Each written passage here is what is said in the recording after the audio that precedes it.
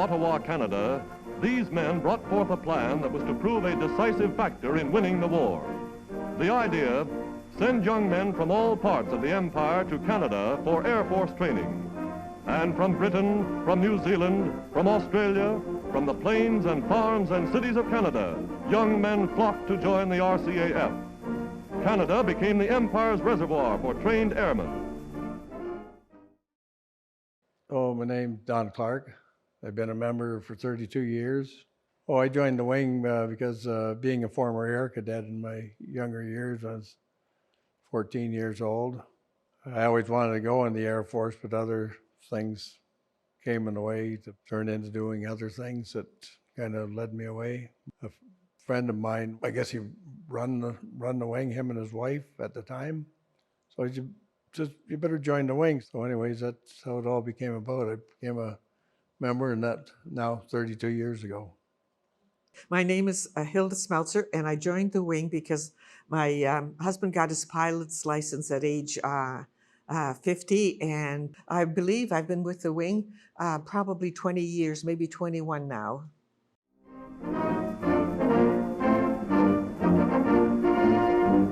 Taking to the air in all kinds of weather, winter and summer, they shorten training time by months.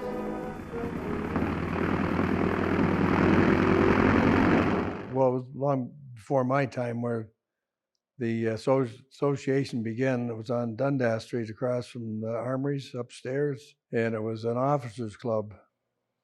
When they purchased this building, it was still basically an officers' club.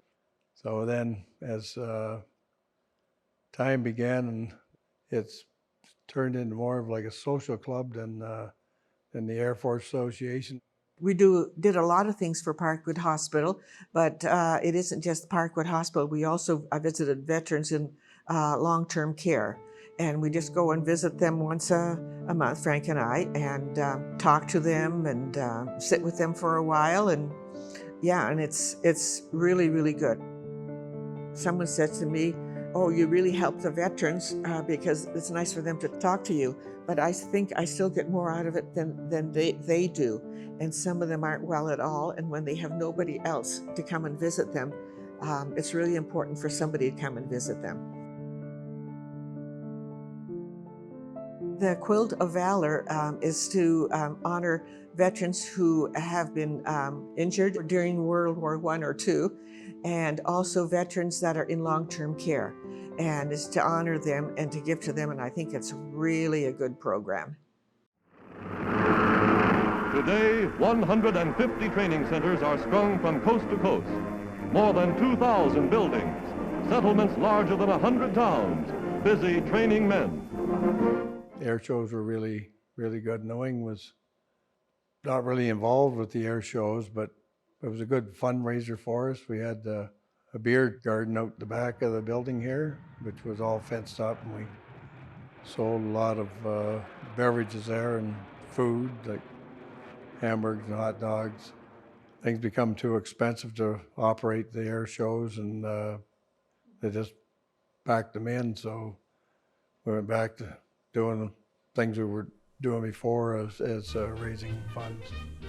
And one of our biggest ones was the Battle of Britain dinner, and it was all done in military style. They had to wear your blues and grays.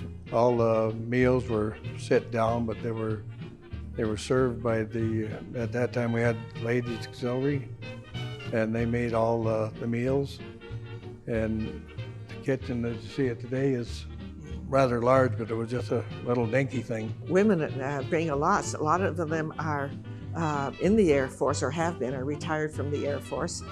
They also are companions for their husbands or friends who are pilots, and yes, they've been through some of the same things as the men have, so I think it's important for women to be part of the wing.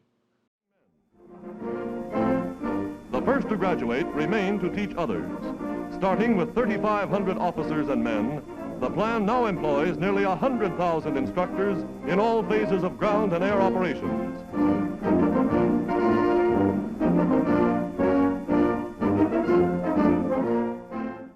Some favorite memories, of course, the main thing is the Friday lunches. You meet a lot of people, and then used to have dances, and that was great. And we had a bingo.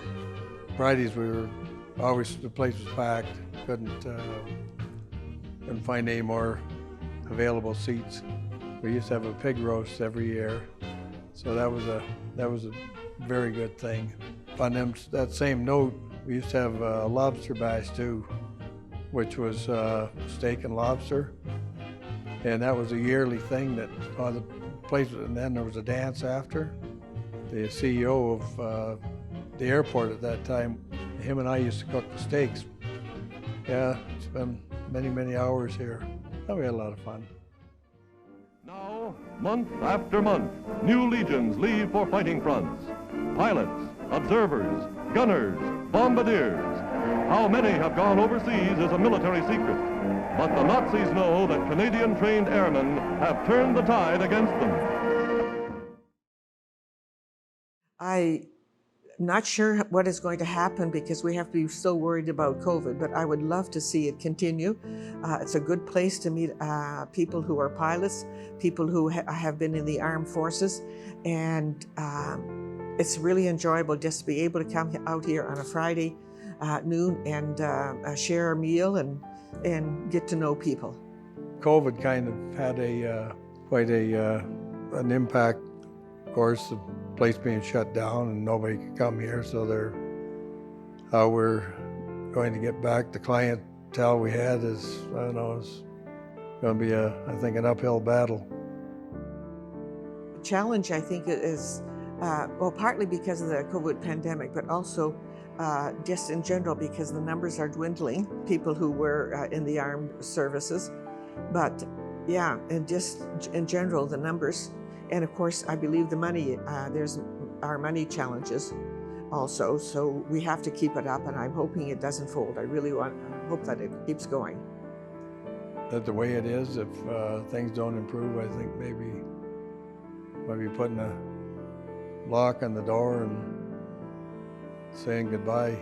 It's nice to preserve a lot of things, because once the wing is gone, more or less, I think the history of the base, the military base being here, will probably fade away too. But this is basically a reminder of them times.